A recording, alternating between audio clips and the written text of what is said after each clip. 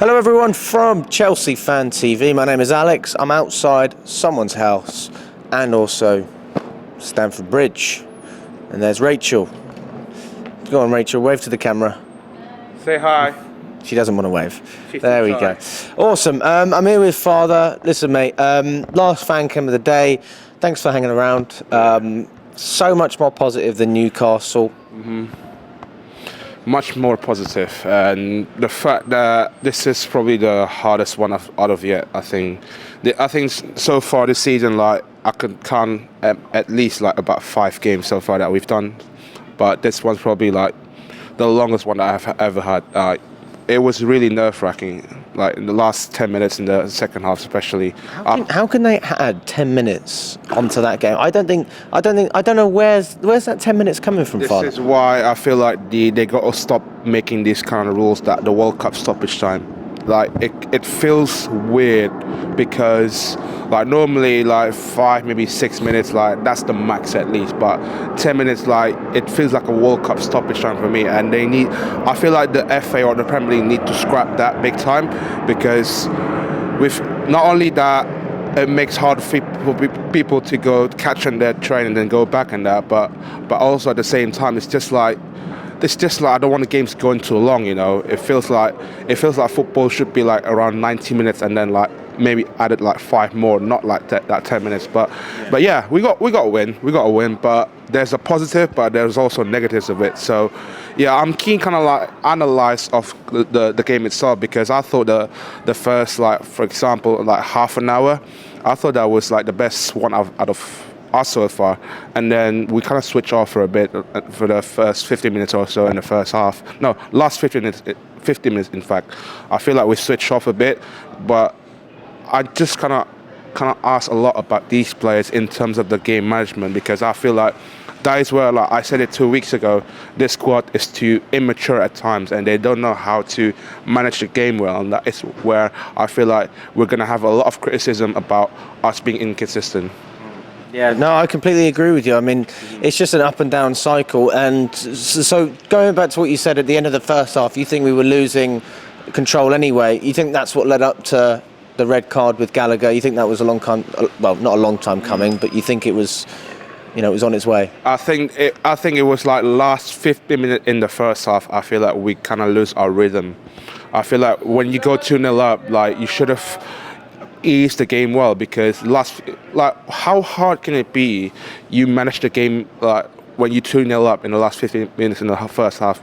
Don't do anything silly, don't commit a silly fouls. And by the way, I think that was the 50-second booking that we've had this season. 50-second? I mean, that is just ridiculous. But is that, you know, and I was having this conversation with Charlie and Lewis and everyone, is that entirely our fault? Is that also to do with the referees just giving a yellow card for absolutely anything? Look, we cannot blame referees, because we all know we've been arguing about this. I mean, the whole country arguing about this, about the referees being inconsistent.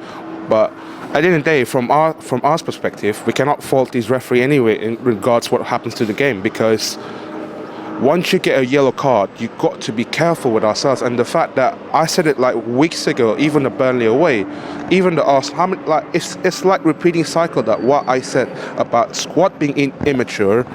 They're very inexperienced kids. Look at Thiago Silva at 40 years old. Did he get a booking today? Not that I'm aware of, no.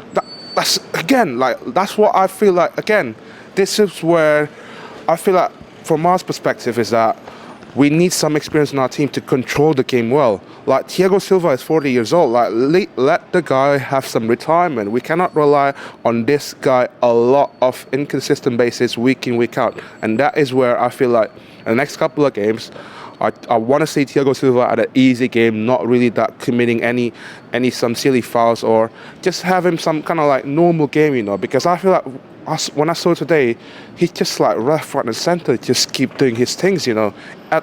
He's nearly 40 years old as well, like coming to the years of you know his career as well, like magnificent. But some of the kids got to step up. And that's my issue about it. Yeah. Well, I mean, there's some expensive kids in there as well. I mean, Mudryk is a player we've spoken about, not as much as we really should have, because he hasn't had the game time. So you can't really speak about a player you haven't seen. For me, he's a player that needs momentum. and you have to judge him off of momentum. So this is the first game he started in a little while. I mean, how would you play this out with Modric? Because you've got other players up there who are in good form. Obviously, Palmer, Sterling's not been bad either. And then you've got players who are lacking minutes as well with, Madueke and Kunku's almost back as well. This is why I had issues from the beginning about below the squad. And we spoke about this a couple months ago about our squad is getting too much, because at the moment we only need like 25 players on our team. But you got lots of talents there. You got Nkunku's going to come back. Hopefully he'll start at Man United, because I think we're going to need him because Gallagher got suspended. Then you've got Mudryk, £100 million as well. You've got lots of potential kids out there, and this is going to be one of the biggest headaches that Poch's going to have this season. How is he going to make these players going to be happy in terms of getting some minutes, in terms of getting some, a bit of feeling to play in this kind of league, and that's where I feel like it's an awkward spot for him. But at the same time, we just need to pick some sort of a results to kind of like put the trust on him, because at the moment it's like the fan base is at the middle, because I've seen a lot of Poch in, Poch out. Some people already turned Poch out, some people already turned Poch out. For me, like, I'm looking at things like if Poch gets sacked soon, like if the results doesn't go well for us, like where do we go? Like we have to go back to phase 0 again. So that's my issue about it. Do you think that we should just ride it out, irrespective of where we finish this season, knowing that we could still not get into European football and have exactly the same problem without having as many fixtures as we need, so that we can't rotate the big squad we have? You know what? I would love to see us to finish in Europe. I would love to see us like in the European places. You got a couple of teams ahead of us, like 5 points ahead of us. But at the moment, like, I'm just kind of looking on a game-to-game basis, because you look at the results that we had so far. Last month, by the way, we had 0 goal difference. So anyone forget that, by the way. But at the moment, we're kind of like into the phases that going to be a lot of games. There's going to be a lot of rotation. Some players not going to be happy. So fuck it, innit? Like, because this is a Chelsea Football Club. You want to play for this team alone, and the fact that we've got lots of potential players as well, like, it's going to be tough for him. And hopefully in the January as well, like, if we get some signings, I'm dying for some experienced signings, man. I'm dying. Anyone in particular? Osherman, Tony. I do think we need some centre back as well. Even with what we've got loads of centre backs. We need some leadership, man. We can't rely on Thiago Silva a lot. He's a 40-year-old man. Let the man retire, bruv. Like, I told you this. Like, I don't want to see Thiago Silva go into last years of his career, like, just doing every bits of it, like, just scrap the game off his neck, because I want to see these kind of kids come showing his potential. But because at the moment we lack that leadership, we're lacking that leadership. We've been crying out for any experienced players for weeks now, even still since start the window. But yeah, I'm looking at other players like now. You got Enzo Fernandez, brilliant. I thought the guy really handled really well for this game alone, like scored a couple of goals. Plus you got the fact that he's got a lot of pressure on him as well because of the price tag. Apparently, I saw a lot of rivals kind of like, oh, he's £100 million player. He's a World Cup winner. He should be better doing this, better that. I mean, can you imagine if you go on social media, like open about Enzo Fernandez? Our rivals are obsessed with Enzo Fernandez. What's that all about? What do you mean when you say that? Because they think he's underperforming. I think he's underperforming. But are you saying that rival fans are saying that, or our own fans? A bit of both. From our perspective, I thought this season overall he's been underperforming. But from our fans, it's like, oh, he's a £100 million player, but why can't he score a lot of goals? Well, hold on a second. Like, he's a midfielder. He's a number 8. He's supposed to providing some balls to attackers. That's what's his job, not scoring goals and that. I mean, you do need more goals from the midfielder, and he got 2. So, I mean, give the man some credit. Give the man some credit, and I feel like it's kind of weird that people had this, even from our fan base here. I've seen a lot of Enzo not good enough for this team. He's shit. He's not the type of player that we're looking for. I'm like, this is what happens when you get into the Chelsea fan base. The fact that or 1 week when he had a bad performance, or you're gonna have to find someone to scapegoat. I mean, look at what happened last week. Enzo getting scapegoat last week. Look what happened a week later. Now he's getting more praise. This is why I don't like our fan base sometimes. They just flip-flopping, man. I mean, I don't know, where's the context, so I don't know. So, do you think we're too negative as fans, or? I think some of our fan base are too negative, but also I feel like they got this high standard, because I understand it, because I want us to be up there. But at the moment, it's like, it's kind of like in the middle, because we got one fan base kind of like doesn't want Enzo to be playing a lot because it's not good enough. We got another fan base that loves Enzo a lot, like I do. But at the moment, it's just like, guys, just let him do his job on the pitch and let's see where we are, because at the moment we're lucky enough to have a World Cup winner on our team.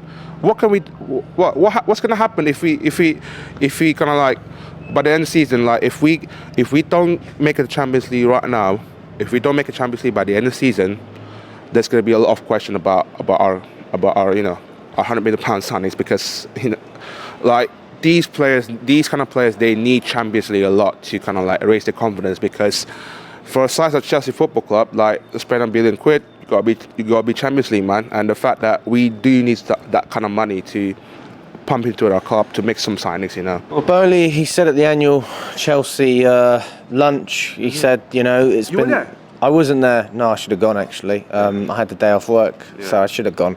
But he said, it's been the same now as when we started. We're here to win. Mm-hmm. We want to win, and nothing's changed with that. Mm-hmm. And, they want to do great things with this club. Some people would say that that's just spiel. Yeah. I think that they're genuine, to be honest with you. Whether they want to win for good reasons or not, that's another conversation. But I do believe they want the club to be successful. Mm-hmm. Where can you see things turning out this season? Because me personally, I predicted Champions League football. You predicted we would challenge for the Premier League. Really? Yes, you did. Oh my! You predicted we challenged for the Premier League. Oh, that was a howler, bro. So, has your perspective changed? Oh my days! I even forgot I did say that in the pre-season, but fucking hell, it's been months ago. Fuck's sake, it's terrible. But on a side note, I do think at the moment we're still kind of like behind. I feel like we're behind Aston Villa at the moment, because Aston Villa are doing bits this season though. Like people really did not watch a lot of Aston Villa games. I thought they're a Champions League team in my opinion, and I think that we're gonna have a lot of competition between us, maybe Newcastle, Brighton, let alone West Ham maybe in that sense, and the fact that in the conference, I think I'm gonna take Conference League spot in my opinion. I'm gonna take Conference League spot regardless. Give me some dodgy away days to Kazakhstan, Israel. I don't care. Israel. Oh, for fuck's sake. Oh, mate, give me a start back Conference League, man. We'll be the first team to win a couple of European trophies in our CV. What's wrong with that? I mean, Israel's probably not the place to go, but I understand what you meant. Exactly, innit? But yeah, just one last thing as well. Nicholas Jackson, what's that all about? Hey, I can't like Nick Jackson. If you want some motivation, ask for free, man. Why you ask Astrid Wet? Like, I mean, there's plenty of girls out there, but I mean, there's plenty of girls. There's Rachel over there. Why not ask Rachel for motivation? Because that's my girlfriend. Bruh, footballers talk to someone's girlfriend these days, man. What are you on about? Don't be surprised. You think Nicholas Jackson's sliding into Rachel's DMs? Possibly, let alone my bird's DM as well. Your what? My bird's DM as well, Sophia. You think Nicholas Jackson's talking to her as well? Yeah, absolutely, man. Like, these professional footballers, man, they talk to a lot of girls, man. There's plenty of Chelsea girls on Twitter. They're very pretty, man. Why Astrid West? He showed meaty.